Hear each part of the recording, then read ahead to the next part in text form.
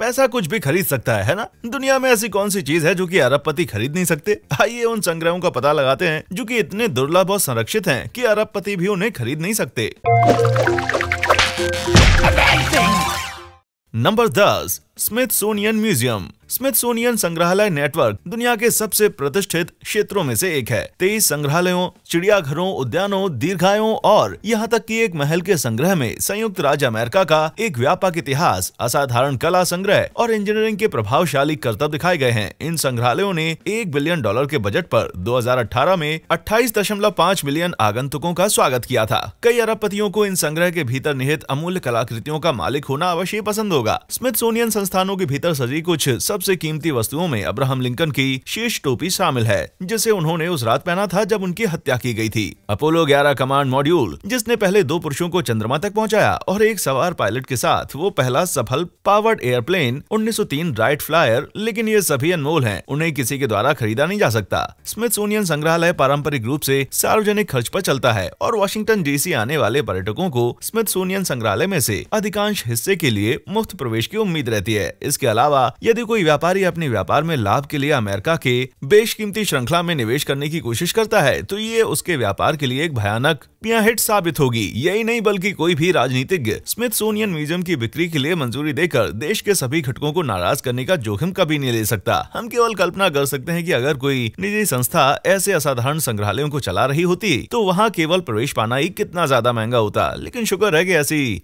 घटनाएं होने की संभावनाएं बेहद कम है। नंबर 9, डोनाल्ड मिलर का चोरी का संग्रह। 2014 में FBI की कला अपराध टीम ने एक 91 वर्षीय व्यक्ति डोनाल्ड मिलर के घर पर छापा मारा, जो दुनिया भर में अवैध रूप से कलाकृतियों का संग्रह कर रहा था। मिलर की मृत्यु हो चुकी है, लेकिन FBI ने उनके संग्रह के दायरे का आकलन किया है और संख्या चौंका देने वाली है। उनका पूरा घर असल में एक बहुत बड़ा संग्रहालय था। मिलर ने 60 साल लगा दिए अवैध रूप से खुदाई करने और 40,000 से भी ज्यादा कलाकृतियों के संग्रह को जब्त करने में, जिनमें कीमती चीनी मिट्टी के बर्तन, हथियार और 2000 मानव हड्डियों सहित लगभग 500 मानव प्राणियों का संग्रह है, जो कि ज्यादातर अमेरिकी दफन स्थलों से लाए गए थे। मोटे तौर पर संग्रह का आधा हिस्सा अमेरिकी था और बाकी हिस्सा दुनिया के हर कोने से आया था। पुरातत्व कानूनों के सीधे उल्लंघन में होने के बावजूद मिलर ने स्वीकार किया। उसने दुनिया भर में घूमकर कई ऐसे प्राचीन और अमूल्य चीजों को खोजा और उनका संग्रह किया। चोरी के संग्रह की मुख्य विशेषताओं में शामिल है $1000 का बिल, जिसकी कीमत है लगभग $75,000, जीवाश्मों जिनकी कीमत है $99,000 और चीन से मिंग राजवंश जेट के टुकड़े। मिंग राजवंश जेट की कीमत $1.2 मिलियन तक हो सकती है। अब जबकि FBI इन वस्तुओं को उनके असल देशों में वापस भेजने की प्रक्रिया में है, तो कोई भी अरबपति इस चोरी के अनमोल संग्रह की कलाकृतियों को फिर से अपने पास सुरक्षित नहीं कर सकेगा। नंबर 8, जब्त की गई बंदूकें। 1996 में बड़े पैमाने पर गोलीबारी के एक हादसे के बाद ऑस्ट्रेलिया ने बड़े और घातक हथियारों पर प्रतिबंध लगा दिया और उन किस्म के सभी बड़े हथियारों को जब्त कर लिया और उसके नागरिकों के पास थे OMG, ये तो ढेर सारी बंदूकें हैं। नतीजों के तौर पर न केवल बंदूकों के जोर पर होने वाली हिंसा में भारी गिरावट देखने को मिली, बल्कि भारी तादाद में लावारिस बंदूकें भी जब्त कर ली गयी। जब्त की गई लगभग सभी बंदूकों को नष्ट कर दिया गया ताकि उन्हें कोई वापस खरीद न पाए। अब US पर भी राज्य स्तर पर इस तरह का कठोर कदम उठाने का कड़ा दबाव बन सकता है। इसका अर्थ यह है कि हथियारों के संबंध में प्रचलित कानून और हथियारों का जब्त किया जाना राष्ट्र का अपना मसला है, लेकिन इन जब्त किए गए हथियारों का क्या किया जाता है, इसका जवाब भी उस देश पर निर्भर करता है। किसी भी अरबपति के लिए उन हथियारों के संग्रह को खरीद पाना बहुत ही ज्यादा मुश्किल है। ओहियो जैसे देश में तो ये नामुमकिन ही होगा, क्योंकि वहाँ जब्त किए गए लगभग सभी हथियारों को नष्ट कर दिया जाता है। केंटकी जैसे देश में भी जहाँ जब्त किए गए हथियारों की नीलामी की जाती है, किसी अरबपति के लिए उन हथियारों के संग्रह को खरीद पाना आसान नहीं होगा। मुख्य कारण यह है कि नीलामी में सिर्फ लाइसेंस प्राप्त विक्रेता ही बोली लगा सकते हैं। दूसरा ये कि नीलामी में देश भर के कोने कोने से हथियारों के विक्रेता बोली लगाने आते हैं और संग्रह के ये हथियार उनकी बदौलत देश भर में फैल जाते हैं। नंबर 7, स्टोरेज में रखे गए प्रसिद्ध आर्ट वर्क। दुनिया भर के कला संग्रहालय दुनिया की सबसे प्रसिद्ध कलाकृतियों को जनता के लिए उपलब्ध कराने का काम करते हैं, लेकिन कई संग्रहालय हजारों प्रसिद्ध कलाकृतियों को अधिकांश समय तक आम लोगों की नजरों से दूर लॉकर्स में बंद रखते हैं। उदाहरण के तौर पर न्यूयॉर्क में museum of modern art Picasso के अपने 1221 चित्रों के संग्रह में से केवल 24 को ही प्रदर्शित करता है। इसके कई कारण हैं, जैसे ज्यादातर संग्रहालयों में अपने पूरे संग्रह को एक साथ प्रदर्शित करने के लिए पर्याप्त जगह नहीं होती। लाड़ी में खरीदे गए कुछ आर्ट वर्क अभी भी बक्सों में पड़े हुए हैं और कुछ आर्ट वर्क संग्रहालय की वर्तमान थीम को पूरा नहीं कर पाते और अपने संग्रह का जो हिस्सा संग्रहालय कभी पेश नहीं करते काफी बड़े अनुपात में है। गुगेनहाइम का 96% हिस्सा स्टोरेज में है, जबकि ये लॉवर अपने संग्रह का 92% हिस्सा बंद रखता है और टेड भी अपने संग्रह का 80% हिस्सा छिपा कर रखता है। अब जरा कल्पना कीजिए कि किसी अरबपति को इस अप्रत्यक्ष संग्रह की क्या कीमत चुकानी पड़ेगी और इन सभी अमूल्य कार्यों के लिए कीमत का कोई प्रक्षेपण उपलब्ध नहीं है। पर एक अध्ययन से पता चलता है कि इस संग्रह का केवल 1% हिस्सा ही इन संग्रहालयों को जीवन भर के लिए मुक्त कर देगा। लेकिन वर्तमान कानून संग्रहालय में कला की बिक्री को नियंत्रित करता है और कला को भी तभी बेचा जा सकता है जब इसके जरिए अधिक कलाओं को खरीदा जाना हो। कुछ अरबपति कला संग्रहालयों का इस्तेमाल टैक्स बचाने के लिए भी करते हैं। पहली कीमती कलाकृतियों का किसी संग्रहालय को दान करना, फिर उसे कर वापसी के दावे में लिखते हैं और ये रुचि का भेद कहा जा सकता है कि कोई व्यक्ति एक ही संग्रहालय के साथ कला का दान और खरीद करे। नंबर 6, प्रिंसटन विश्वविद्यालय का सिक्कों का संग्रह।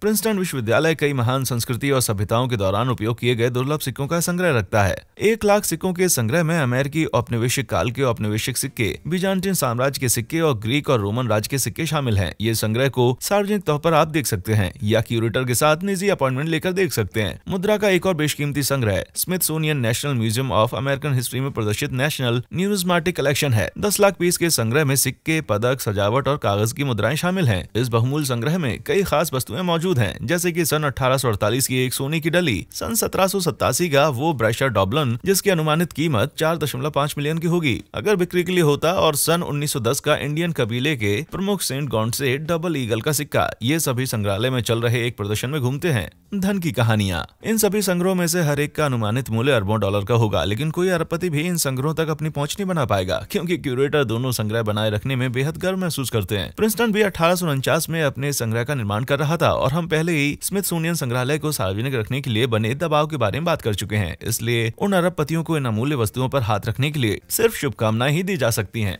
नंबर 5, ब्राउन विश्वविद्यालय का स्टाम्प संग्रह। डाक टिकटों का संग्रह अर्थात फिलैटली धनवान व्यक्तियों के लिए एक बेहद लोकप्रिय शौक है। आखिरकार टिकट काफी महत्वपूर्ण ऐतिहासिक कलाकृतियां जो हैं, लेकिन ऐसी कुछ दुर्लभ स्टैम्प भी हैं जिनका संग्रह कई अरबपति पाना तो चाहते हैं पर वो उनकी पहुंच से बाहर हैं। सन 1876 से ब्राउन विश्वविद्यालय देश के सबसे प्रतिष्ठित स्टैम्प संग्रह में से एक को संकलित करता आया है। ये संग्रह 6 अलग अलग संग्रहों का संकलन है जिन्हें विश्वविद्यालय को दान किया गया है। संग्रह के प्रमुख अंशों में अब्राहम लिंकन को संबोधित 49 लिफाफे और 1840 की अंग्रेजी पेनी ब्लैक भी शामिल है जो दुनिया का पहला टिकट है। संग्रह का सबसे कीमती स्टैम्प 1901 के पैन अमेरिकन इन्वर्ट है। 1, 2, 4 सेंट के संस्करणों की बात करें तो 1 सेंट वाला संस्करण काफी आम है और इसलिए बाकी की तुलना में सबसे कम कीमती भी है। लेकिन साल 2009 में इन संस्करणों का 1 सेंट $1,99,000 में बेचा गया था। चारों इन्वर्ट वैल्यू के ब्लॉक ने उस नीलामी में $11,46,000 कमाए थे। सन 2011 में ब्राउन विश्वविद्यालय के इस पूरे संग्रह का अनुमानित मूल्य $10 मिलियन था। लेकिन प्रिंसटन विश्वविद्यालय के सिक्कों की तरह ही ब्राउन विश्वविद्यालय ने इस संग्रह को काफी लंबा समय दिया है और वो इस संग्रह को प्राप्त करने और बनाए रखने में बेहद गर्व महसूस करते हैं। इतना ही नहीं, संग्रहों का बिकाऊ होना नामुमकिन है। ब्राउन और प्रिंसटन दोनों के लिए प्रोफेसर, छात्रों और दान को आकर्षित करने में एक बड़ा योगदान इन प्राचीन विश्वविद्यालयों की प्रतिष्ठा है। दोनों स्कूल पहले से ही अरबों में बंदोबस्ती रखते हैं और ये विश्वविद्यालय अपने सिक्के और स्टाम्प संग्रह जैसी परियोजनाओं के चलते ही इतना ज्यादा चंदा रख पाते हैं। इसलिए भले ही कोई अरबपति इन टिकटों या सिक्कों को खरीदकर नकदी का एक अच्छा प्रसार प्रदान कर सकता है, लेकिन इन बेशकीमती संग्रहों को बेचकर इन विश्वविद्यालयों को आगे चलकर भारी क्षति उठानी पड़ सकती है। नंबर 4, मॉडर्न आर्ट का संग्रहालय। दुनिया भर के सबसे प्रसिद्ध संग्रहालयों में से कुछ के कार्य न्यूयॉर्क शहर में मोमा के रूप में अपने स्थायी घर पाते हैं। 2 लाख से अधिक कार्य करते हैं यहाँ पर। सबसे प्रमुख कार्यों में पाब्लो पिकासो की लेस डेमोलिस शामिल है, एक पेंटिंग जिसकी कीमत लगभग $1.2 बिलियन है और संभवतः मोमा के पास सबसे प्रसिद्ध पेंटिंग वान गोग की द स्टाररी नाइट है। ये कला का टुकड़ा जो 1 सदी से भी अधिक समय से कला प्रशंसकों के लिए चर्चा का केंद्र है, अनुमानित तौर पर $500 मिलियन से भी अधिक कीमत रखता है। अब इस संग्रह का मूल्य टैग जो खरबों डॉलर का है, इसे ज्यादातर लोगों की पहुंच से बाहर रखता है, जिसमें कई अरबपति भी शामिल हैं, लेकिन वे किसी भी कला को बेच दें ऐसा हो नहीं सकता। अगर कोई दुर्लभ और मूल्यवान कला की नुमाइश ना हो तो मोमा में भला कोई क्यों ही आएगा। हाँ, अगर वो ऐसा करते हैं तो बस उन्हें म्यूजियम के सामने going out of business sale sign लगाना होगा। नंबर 3, ओफिर रत्न संग्रह। ओफिर रत्न संग्रह अमेरिका के जेमोलॉजिकल इंस्टीट्यूट द्वारा प्रमाणित 40 से अधिक दुर्लभ रत्नों का एक समूह है, जिनमें से कई दुनिया में अपनी तरह के सबसे बड़े ज्ञात नमूनों रत्नों के रूप में पहचाने जाते हैं। इन रत्नों में 9 को Guinness book of world records ने आधिकारिक रूप से अपनी अपनी किस्म के धरती पर पाए जाने वाले रत्नों में कैरेट के हिसाब से सबसे बड़ा माना है। इनमें सबसे बड़ा रत्न नीलम है,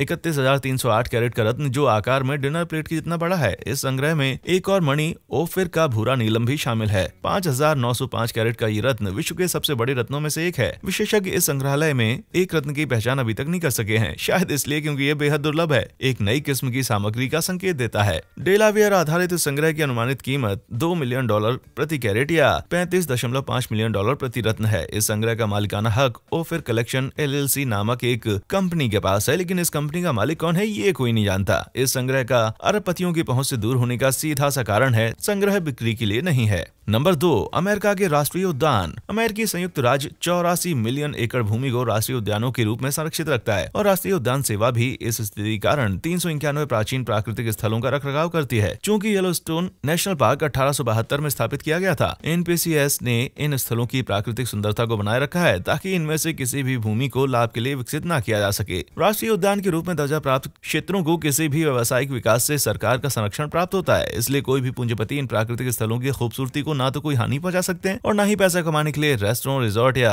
ऐसी किसी अन्य संपत्ति का निर्माण कर सकते हैं। लाजमी है कि वे इन प्राकृतिक स्थलों से काफी पैसा कमा सकते हैं यदि उन्हें ऐसा करने दिया जाए तो। नेशनल पार्क्स ने सन 2017 से 330 मिलियन आगंतुकों की मेजबानी की थी और 2015 में अनुमान है कि इन पार्कों ने $32 बिलियन का राजस्व दिया था। नंबर 1, यूनेस्को के विश्व धरोहर स्थल। संयुक्त राष्ट्र शैक्षिक, वैज्ञानिक और सांस्कृतिक संगठन अर्थात यूनेस्को उन स्थलों को जो दुनिया भर में सांस्कृतिक विकास का पाठ पढ़ाने में सक्षम है, विश्व धरोहर स्थलों के रूप में नामांकित करता है। विश्व भर के अर्थात 191 देशों में 1092 यूनेस्को विश्व धरोहर स्थल हैं। कंबोडिया में सबसे उल्लेखनीय धरोहर स्थलों में से एक है अंगकोर वाट। दुनिया का सबसे बड़ा धार्मिक स्मारक हर साल 2 मिलियन से भी ज्यादा आगंतुकों का स्वागत करता है और उन आगंतुकों ने कंबोडिया सरकार की तिजोरियों को 2017 में $62 मिलियन से भर दिया था। एक और लोकप्रिय धरोहर स्थल है भारत का ताजमहल। ये मकबरा साल में 7 से 8 मिलियन आगंतुकों का स्वागत करता है और 212 मिलियन रुपए से भी ज्यादा का राजस्व ला कर देता है, जो कि $3 मिलियन से ज्यादा ही है। अब इस सूची में स्थान का मतलब है कि इन स्थलों की सुरक्षा और देखरेख का जिम्मा न केवल उन देशों का है जो इन धरोहरों के मालिक हैं, बल्कि उन सभी देशों का भी है जो यूनेस्को संधि के सदस्य हैं। और यही कारण है कि वैश्विक स्तर पर मान्यता प्राप्त इन धरोहरों से आने वाले राजस्व का थोड़ा सा भी हिस्सा किसी अरबपति के लिए हासिल करना कितना मुश्किल है। तो अगली बार जब आप दुनिया के हालात के बारे में सोचकर उदास महसूस करें तो इन बातों को जरा याद कर लें। याद रखें कि इस दुनिया में अभी भी बहुत सारी चीजें हैं जिन्हें ढेर सारे पैसों के बल पर भी हासिल नहीं किया जा सकता। लेकिन फिर भी क्या आपको लगता है कि किसी ढेर सारे खजाने को तहखानों में बंद रखना और प्रदर्शित नहीं करना काफी शर्म की बात है? क्या आपको लगता है कि उन्हें भी ज्यादा आय के लिए बेचा जाना चाहिए? अपने विचार हमें नीचे कमेंट सेक्शन में जरूर बताएं। वीडियो को अंत तक देखने के लिए शुक्रिया।